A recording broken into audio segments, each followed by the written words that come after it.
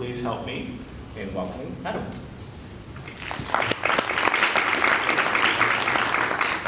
Thank you, Tony. Well, welcome to the Age of Intelligence. Being the last presentation today, I'm going to try to be really upbeat to wake everyone up. The Age of Intelligence, I'm a digital guy by training. I'm a human factors engineer in the 80s. I found interactive media in the early 90s, and I've been passionate about what interactive media can do for organizations. And now, we're in 2012, it's almost like digital is a bad word. Everybody is digital. I come across everybody now, there's 1 million social media consultants, and everyone has realized that we're here. So when I tend to kind of look forward, because I don't really sit at the same spot, I haven't done that in my career in terms of looking ahead. I was at a conference last year in Vegas speaking at Confirm It's user conference. And Confirm It is an online survey and panel management technology company. And we use them to host our Ask the Canadians panel. And I was at this conference about to speak on the innovation that we're doing in Canada around new ways to engage consumers to share feedback and how it integrates with their technology. But what I didn't expect was I was sitting around listening to a number of people talk about this concept of voice of the customer. And it's not like the term voice of the customer is a new term, but when the way they were presenting it and the examples they were showing, I was blown away. And it was the first time in almost 20 years that I saw what I was trying to do in terms of embrace interactive media with this incredible way that you can collect data. And so I started really going on my journey and saying, I think this may be the next big thing. And along with the term that we've seen over the past year, big data, which obviously data is a part of what I think, has really become what represents both sides of my firm and really what I think is really an important thing to do. I think the opportunity that now, though, for marketers and researchers is that there's no better time to embrace this concept of voice of the customer. So what I'm going to do is I'm going to take you through my perspective of this term, voice of the customer. Take you through how I view it in the sense of how you can embrace this today, and it's so easy to do, but it just takes a little different perspective than we're all used to. And then I'm going to show you a few of the examples of some of our clients, some other group organizations that I've really seen and I've really enjoyed observing what they're doing, and one of them being what I consider the case study that I saw last year that kind of blew me away. So let's start off with what is voice of the customer and how I define it. Well, voice of the customer is really just the use of technologies to collect customer feedback. And we've been seeing the growth of online panels. We see how social media is collecting data. We're seeing technologies like Google Analytics.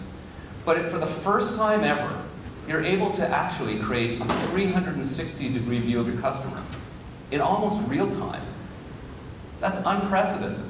And the other thing that I've found fascinating is that as a digital firm who also provides data collection service on the other side, everybody is looking for faster, cheaper, more efficient solutions. No longer are we able to go in and say, we're going to do 6 weeks of insight work before we lead into developing the solution. They want to know quickly, and they don't have the budgets. So voice of the customer is a way that we're helping organizations actually embed it in their organization so that they can make better decisions.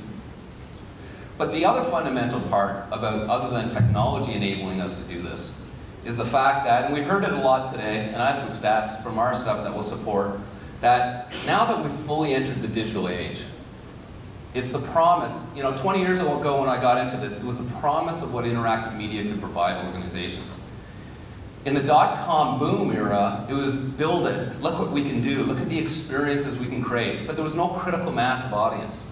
We have critical mass now. In Canada, we have almost 100% internet penetration. Over 75% of Canadians are using mobile phones. And I don't really have to say how the millions of people who are on social media. But we saw this, I saw this stat actually, Jim from Google actually had a similar stat, his was off by 1%. But Canadians are using the internet to do their research. Whether they're shopping at a store, whether they're buying online, it doesn't matter. Technology has become an important part of people's lives. And we profile our Ask Canadian panels. We've been doing it for 5 years on digital behavior, whether it's mobile behavior, social behavior, and online shopping behavior. And at the end of 2010, about 50% of Canadians had probably liked or, sort of endorsed some sort of website or fan page of a brand or a product. 1 year later, that grew by 50%. So people are there. It's hard to disregard it. And what's really interesting is, if organizations are looking for faster, cheaper, more efficient solutions, now they have a critical mass of customers that are using technology. But one of the greatest promises that we preached about in the early days was about choice and control. Interactive media provides the consumer choice and control. About 10 years ago, consumers didn't know what to do with this control. They were just kind of getting used to using, oh my God, I can go on emails, I'm doing everything, and now there's this cool smartphone that I can take a picture and send it to a friend. Then the social media became, and then all of a sudden, the voice started. And people really recognize that, oh, I don't like something, I can switch. And organizations are struggling with that because marketers are used to marketing, sending messages, finding which channel to send the right message to. People in charge of brand are there to protect the brand and make sure that the brand is being used in the right way. Researchers are talking to consumers that they're respondents. They just want them to give them data. They don't really care that there's an actual person in there. If you ask a market researcher, they fill out their own surveys, they would say, no, I can't stomach them, I wouldn't do it. But it's important for them to get the data they want. But the consumer has the choice and control. And we're seeing this, everyone hears about the Arab Spring, we're seeing what's been going in the Occupy movement. People have the power and they're using the medium to their control. So what does this mean? We're in the midst of a social revolution. It's not anarchy, it's just a revolution. That people are not accepting the way things were being done. And the way organizations have to look at this is that now, organizations have to dialogue with their consumers. If you want consumers to give you feedback, you have to ask them to participate, not just be a respondent. But what hasn't changed is, you need to get messages out to these consumers. That's fundamental. If you're running a business, how do you get your messages to these people so that they actually embrace? I was listening to Shane's presentation on sentiment and creating that emotional connection. How do you do that when, I don't know, most of my family is sitting with multiple devices at one time? So I don't know, the only emotion is my 13-year-old daughter yelling at me, telling me I don't know anything about life. The stuff that she's consuming is so immediate and isn't really embracing people, so it's getting harder and harder. And the other important thing that we need to do is, we need to collect feedback. If we're not getting feedback, so we're seeing that this time that's so unprecedented that you're able to collect data. And how do you achieve what you're trying to do, which is really run a business, connect consumers with your brand?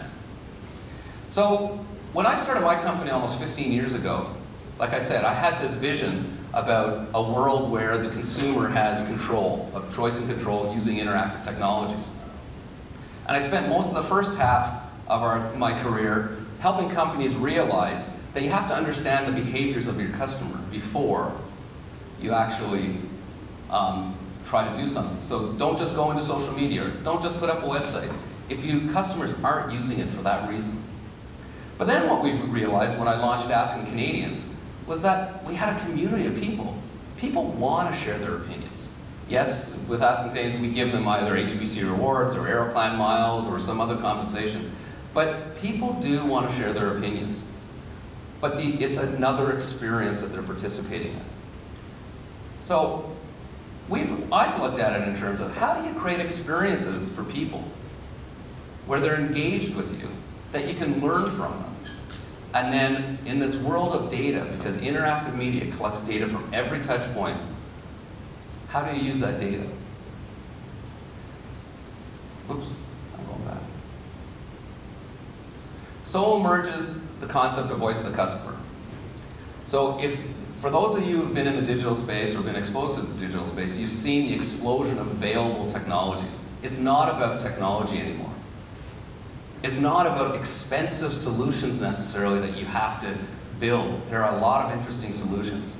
And depending on where you're looking at it from, you can do a very small tactical activity and gain a great deal of insight, or you can connect multiple technologies together to get a whole new way of absorbing and presenting data. And that's what the concept of voice of the customer is. It's about using the available technologies out there to be able to embrace with your customers, collect data, and then ultimately you want to turn it into actionable insight. So I look at voice of the customer in 3 ways. The first one is ask. Asking your customers. Online surveys are great. They are here to stay. Online panels are not going away because companies can collect feedback in near real time. We have built Asking Canadians not simply to have an access panel to survey people, but we collect data on people. When we look at Asking Canadians in the community that have given a permission to participate in our panel, you look at them as these are people who have given us permission to ask to participate and share their opinions. But it happens so quickly now, and it's really hard to overlook the fact that research online is a powerful thing. But when you're collecting that data, especially if you're creating it on an ongoing basis, you're collecting all this data. Because the next part is listening. And we saw a lot of, Shane, again, in his presentation, he was showing a lot of the social listening tools out there. There's a plethora of social listening tools. To know which one is really understanding what you want to get out of it. They all have their strengths and weaknesses. They all work together. And finally is observing. And observing is what, historically CRM and database marketing was about. But now observing is the ability to have technology about every touch point that consumers are interacting with any medium. But what really excites me about voice of the customer is when you can connect them all together. Because now, for the first time, in near real time, you can actually connect qualitative, quantitative, purchase data all in real time to develop those actionable insights. Now, there's more data than we know what to do with out there. So that's where, when I came across this a year ago at the Confirm It conference, I knew this isn't going to be a one-year thing, that I have a magic bullet for that. This is the journey that I'm on, and what really excites me about the next stage of where the digital industry is going. So let me give you a little perspective into Ask. So like I said, Asking Canadians is an online research community. We profile our panelists on over 3,000 variables.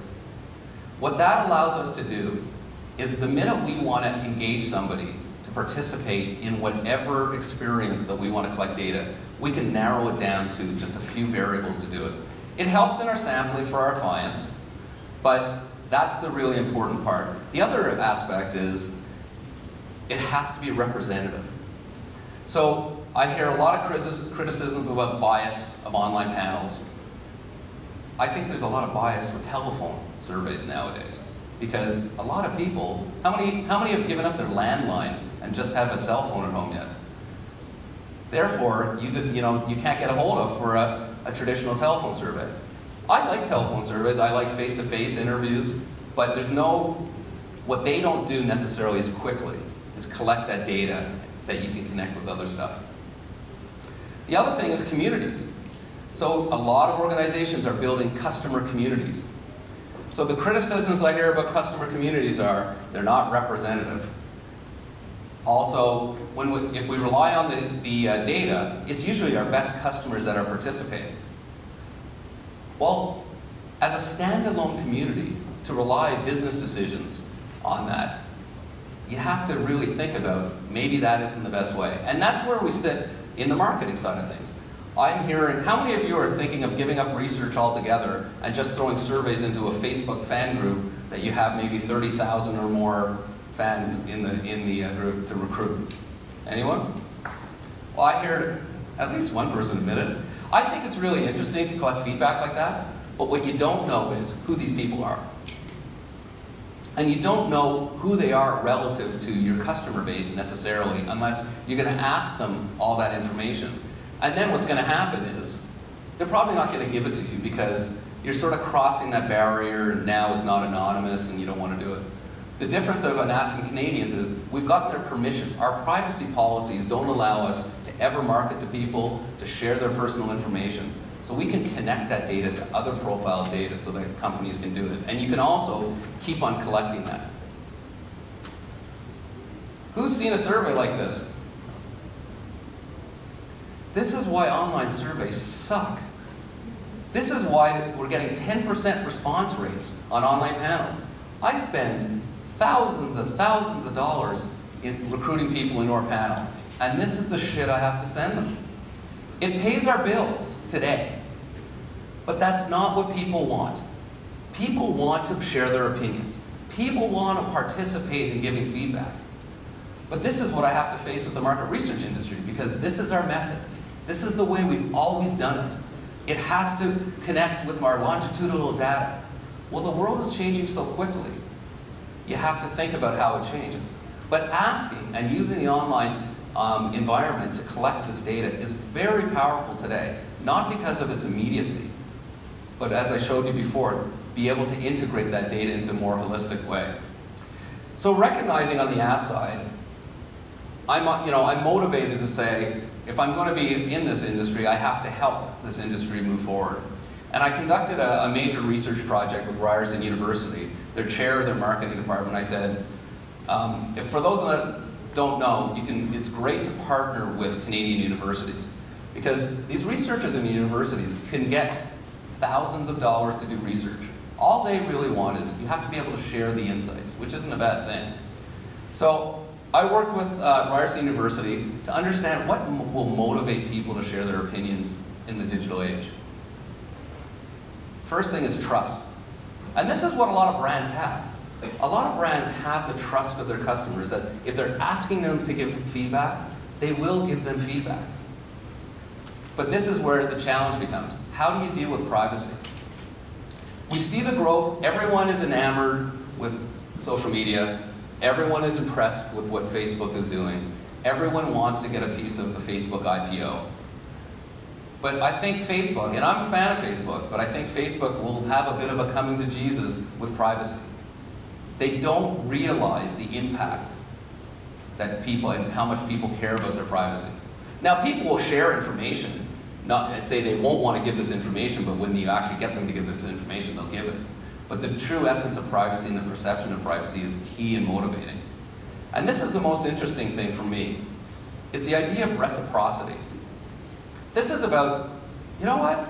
50% of our panelists in our panel want to give information because they'd love to find out what impact it actually has. And organizations are really struggling with that. So when you're asking and you want to gain people to participate, it's okay to share with them the feedback that they're getting. Or how you may not want to give them the data, but dialogue with them and let them know how you're going to use it to help their customer experience. Because remember, at the end of the day, the consumer controls. So this research that we did has really helped us in thinking through new ways that we can collect data. Everyone is probably involved with customer sat studies where you have a pop-up on a site. It's very important to do this. It collects regular data. You can append it to other points. But what's really interesting thing with this, what we're doing is, when you click, those people who are willing to click, what's the experience that they have after? And the mobile side, in June, we're actually having a conference on June 21st, if anyone's interested, about the use of mobile technology in conducting research. And it's not about technology, it's about what are you going to engage people with? What's the experience if you want to collect feedback in a mobile setting, and how do you use it? And this, coming from a digital standpoint, we take it one step further. And this steps fully into the marketing side. So the marketing side is great at engaging. A lot of the really cool social initiatives that are going on within the marketing side of businesses are engaging consumers to participate, and they're engaging them to share and talk. but a lot of them aren't collecting the data to integrate back in. So the marketers just need to think about, boy, if all this data and feedback is, who's going to take that data and integrate and make some sense out of it? And we're doing that through crowdsourcing. We're doing that through QR codes. We're doing that through qualitative exercise online where you're linking it to quantitative databases. So it's really about pushing the method, but as long as you consider this being an experience for the consumer, you can engage them, and asking them will really help you move along. So the next one is listen. How many people are using social listening tools now in their organizations? How many are confused whether it's really delivering any results? So I think social listening tools are really powerful. Understanding how you use them is where the challenge is today. Which technology? There's a lot of great technologies. You know, the two top ones that are mentioned are Radiant 6 and Sysomos. They're very powerful tools. But where we're taking listening is, you know, where should social listening live? Does it live in marketing? Does it live in research? Does it live in product development? Does it live in customer service? Because once you get into social listening, you have to respond. It forms how you develop content. It's not in one group. So if it's usually owned by marketing, it's really about capturing the messages that are coming in and then informing how we're going to respond to things. But a lot of marketers aren't used to the dialogue that they have to do with customers. I was listening to the lady in the last session. They built these consumer portals where the social is, but they're standing back. Why aren't they dialoguing with them? If these are consumers talking amongst each other, why don't they participate in the conversation? And then where's the researchers to say, hey, there's a lot of conversation that's being collected. How are we using all this data that we can collect through the social tools and connect it with other things? And this is the whole, a lot of organizations are now building their war rooms and listening. So the idea of listening is powerful, it can be done very quickly, but you need to step back and think about it holistically in terms of how are you going to publish data, how is it affecting your marketing, and then from a voice of the customer point of view, how are you using the data that's being collected? Because often that's overlooked. And here's the other thing around listening. On the marketing side of the table, they think about advocacy. They think about that 1% of heavy contributors. How do we engage those heavy contributors to then share our message to the other 9% who are contributing infrequently, but more importantly, all the lurkers, the people that don't share anything, but they're reading everything. How do we get that message out? I step over the research side, and the research side goes, well, only 1%, you're listening to 1% of your population, maybe 10% of your customer base. Do you know how important it's, so that all this chatter's going on, but are they the right customers? Do these customers talking about your product or brand, are they even buying from you? You don't really know anything about them. So this is why both sides have to come together, but the data that's being collected can, and the foresight to be able to take that data that's in the listening and find a way to connect it to the asking. The last one is the observe. And observe is really, you know, many organizations have a CRM group. Many organizations have really strong databases. Those who have loyalty programs have very powerful databases. My experience has been if the loyalty database sits in marketing, it's about insight. If it sits in a loyalty group, it's about monetization. And it's really different things, and it can serve both. But what a lot of the CRM people haven't realized that there's all this other data that's happening. They're used to dealing with data collected from purchase behavior. They're used to collecting data from, you know, all these customer touch points and loyalty programs. But now there's Google Analytics. There's social behavior that you can download data from Facebook. There's a lot of data out there that can be appended. It's almost too much. I find this whole data side, the observe side, this is going to be one of the skills in the future, this analytics, people who can take these disparate tool sets or data sets and actually make some sense out of it. And there's not enough people out there doing that now.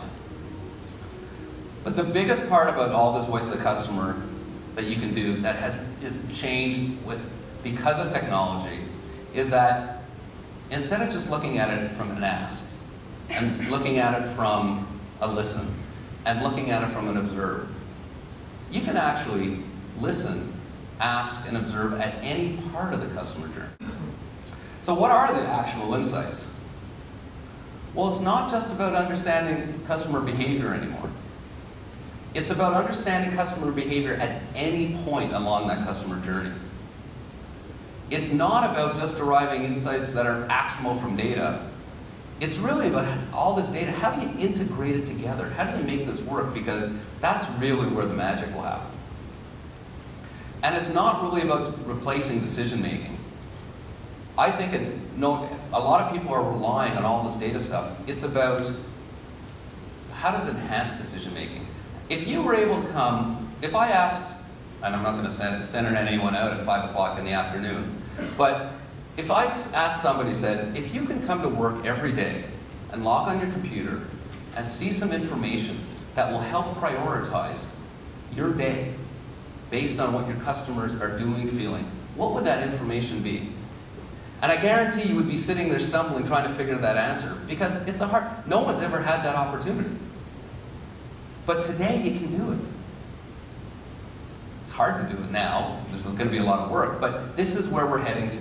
This is the ability that you can walk into work, and what's relevant to whatever your job is, you can log in, get some information, get it on wherever you want it, whenever you want it, that you're going to go, wow, that's going to help me make a decision. Because I think the human element is really important in all of this. So welcome to the age of intelligence. So as I was sitting back and listening and figuring out all this cool stuff that was going on last year, the first thing I said, which was really fascinating, and in some ways Canada's ahead because we have such a great consumer base, a highly digital consumer base, but we're behind because we don't always have the forward-thinking organizations or the budgets to be able to invest in this. I said the first thing we need to do is develop technology to integrate all these, the asking, listening, and observing data together. And I put together a great research proposal. We were going to embark on this thing. And then my director of technology goes, there's a couple of technologies out here that does exactly that. And that's what I got even more excited, because I hate building technology. If you ever get into the development of technology, it's not about building technology today. You have to start versioning, you have to start, building up support around it. I love licensing technology. I want to apply technology. If I don't have to build any technology, we have to do some programming and stuff to make stuff work, but I don't want to build any core technologies. There's great companies out there. And companies like Tableau and Clarabridge have figured out how to integrate all this social data, customer sales data, and survey data all into one place. And that's the first step. It's pretty interesting that you can see what's going on, and then you click on it, and that's why one technology is sticking with, like, if you have Radian 6, it's great, because Clarabridge and Tableau can integrate Radian 6. They all work together. But it's still overwhelming. It's still a bit of a technology push. And where the age of intelligence will emerge is when you can actually take that and build a platform where you're integrating, but do what I said before. Whoever needs access to that data, they have their own customized interface with the information that they need of what they're doing. And this voice of the customer platform, be able to collect this data and deliver it in near real time, is really powerful, because on the asking side, you're asking your consumers to participate and share feedback. You're bringing that in with what you're listening out there. So you're not so worried about who it is, and because you're able to find a way to connect the discussion out there relative to the discussions that the interaction that you're having with people sharing their opinions. And then your customers, you're feeding in your sales data, and you're actually seeing what's happening out there. Imagine that. It's here. It's really here. It's really powerful. So let me go through a few of the examples of what I call voice of the customer in practice. Best Buy, not a client of mine, not Best Buy Canada, I was sitting at the user conference. It was actually right before my presentation, so I was all flustered when I got up because I was so excited. Best Buy got up there and said, yeah, we made a commitment to capturing the voice of the customer. They built a department around that pulled in people from different areas of the business, but they gave one guy control. And it was a really interesting story he was telling, and he used Confirmant, and he was using Clarabridge, and they were pulling in sales data.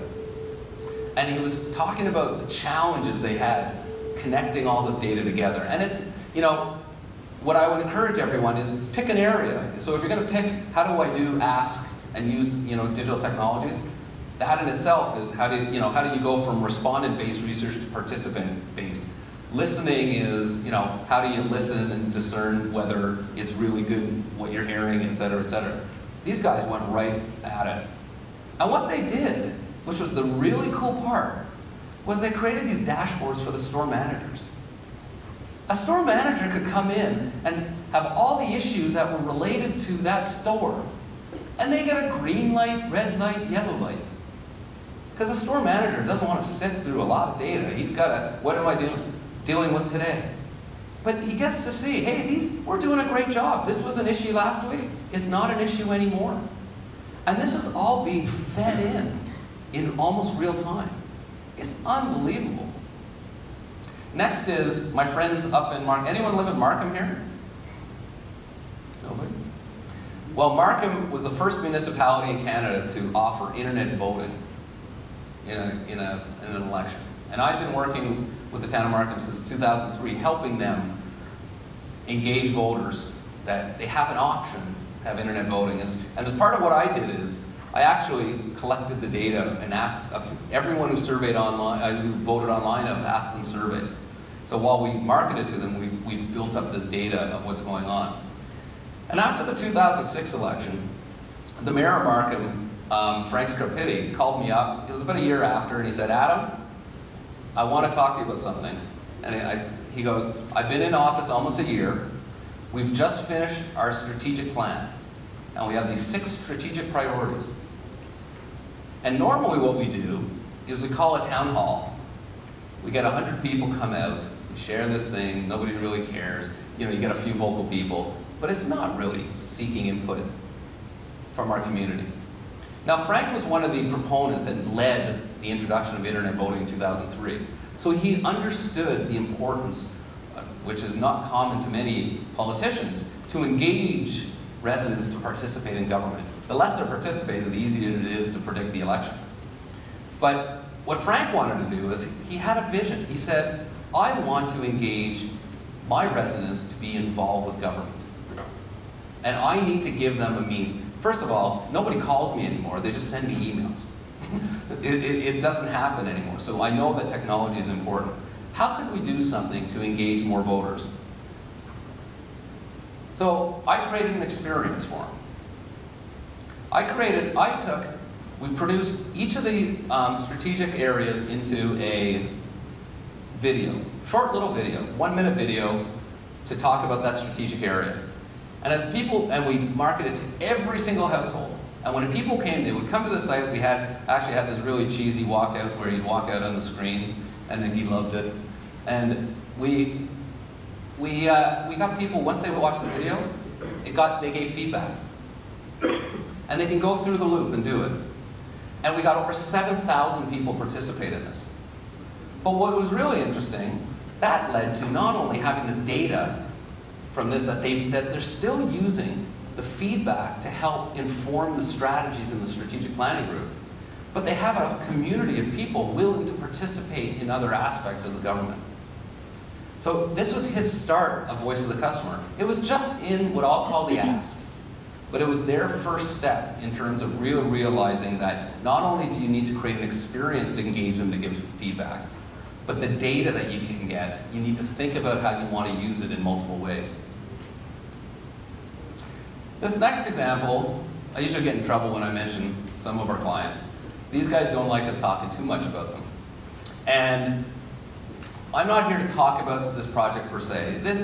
We're working in this project with their small business group in terms of listening to what's going on in the business community and helping engage. It started off really listening to what's going on around with small business and the issues that they're having around technology. And it started off as a listening exercise. And this is where I was talking about listening grows from there. What it really ended up being was a community management exercise. Because when all the listening started coming in, you actually had to deal with, oh my God, now we're dialoguing with people. How are we going to keep the dialogue going? Because you're listening and now the people want you to dialogue. The potential of this is now add an ask component to it. So when you're looking at these different areas, it's everything builds on each other. You don't have to build the whole thing at once. You can start at one point and evolve to it. And that's the exciting part of all this. So HBC is one of the reasons I have Asking Canadians. So it was back in 2005 where HBC chose to allow me to purchase their HBC rewards as an incentive in my panel. And it's taken 7 years for them to realize that, hey, we can do more with this database and this relationship that we've had. And the interesting thing is, when people join my panel, I have their HBC rewards number. I can never give that back with information back to HBC because that would go against our privacy policies. I can only ever give aggregate information to our panelists. But guess what? As people build communities, because they have a loyalty program, they have millions of people in their own community. All they need to do is touch them and engage them to participate and share opinions. So while we're recruiting people into our panel, what we've been doing, they're taking their CRM database, which they have all their purchase data, and we run these little campaigns with them out to those members. And we just ask them, we'll give you 10,000 points. Here's the question. We're going to ask you one question. And you come in and say, how's your shopping experience? And what's really fascinating is we're asking open-ended questions with it. So it's not just a qualitative number. And then they ask them, hey, give us your rewards number. This is all inside my panel, and they can append it to their database. So it's all okay, and they're getting something from it. But what they're doing with it, which is really interesting, is that the criticism when you're doing surveys of your own customer base is it tends to be really positive. Stuff like this. You get really positive results from because it's usually your best customers, your most active ones who are giving you feedback. But what they're doing now is they're actually, because they've segmented their database so well, they're actually able to filter out who their best customers, who these customers are, and look at the data in different ways. And that's another way that they've stepped into linking, asking with observing. So when you saw that little Venn diagram of mine, there's different connections going on. And you don't have to go for that center right away. It's learning. It's about going through the experience. And where we're taking them even further now is, with mobile technology, I'd love to capture people's opinions at the moment that they're feeling it. So if somebody's at a store and they're waiting in line, and let's say HBC is worried about trying to deal with lines at their stores, I don't know if that's a real issue, or about a product or anything, they can capture the immediacy of the moment. And that's the stuff we're doing so then that data can then connect back to what's going on. So the 5 success factors in terms of, for me, this incredible adventure that I'm on now, a voice of the customer, is first is accept that every customer is digital. No longer everyone is digital. Just assume that. And when you're trying to look at your customers, assume that technology is part of their life in some way. And the other part is that they control the conversation. And it is a conversation. It's always a dialogue with them. The second one is, please don't let technology lead. I'm unwinding enough social media strategies right now, or tactics that are going on, because they ran down because they had to do something in Facebook, and they're going, now we don't get any results, but now we have to maintain this Facebook page, da-da-da. How do we unwind ourselves? Look at technology, assume technology is there to help you do it. Don't worry about, and it's a lot less expensive than it was 10 years ago. So assume that there is a technology out there, once you understand what you want to do and what you want to connect, that will enable you to do it. Think big data. Don't be afraid of all this data. Don't be overwhelmed by the data, because it's a lot easier to sift through the data. But what things that you didn't normally do before, think about the integration of data. So let's say you're running a campaign and you're having a dialogue with consumers. How do you connect that data to something else? That's the way you need to think about it. VOC requires collaboration. That's another big challenge that we're facing today. Where does it sit? Does it sit in marketing? Does it sit in research? A company like mine that has 2 different divisions that deal with different groups in an organization, we are trying to organize people to talk. It's not about us consulting across the organization. It's about the organization working together and respecting what everyone brings. And the final thing is, VOC is a customer experience. Everything, you want to create a better customer experience, you want to engage them with your products and brands. But VOC in itself, anytime you're touching with your customers, it is a customer experience. Thank you.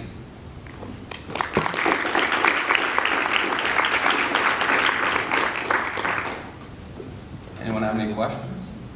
I took your job a little. Yeah, we've got a minute or two for a question or two. Okay, well, thank you, Adam. Thank you. Very insightful presentation.